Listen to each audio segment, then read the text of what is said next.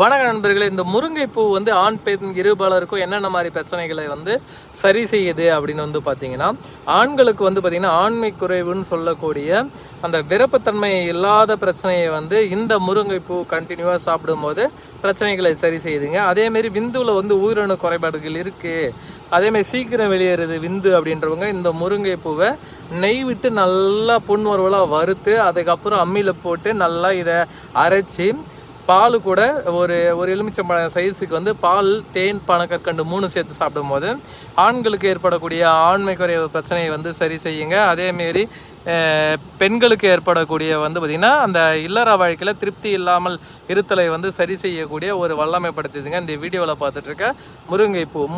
இதே same method தான் ஆண்கள் சாப்பிடும்போது ஆண்மை குறைவு பிரச்சனை சரி செய்யுது. பெண்கள் இதை சாப்பிடும்போது இல்லற வாழ்க்கையில் ஈடுபாடே இருக்க மாட்டாங்க, கணவன் மனைவி இல்லை ஒன்றா இருக்கிறதுல அதெல்லாம் எல்லாமே சரியாயிடும்.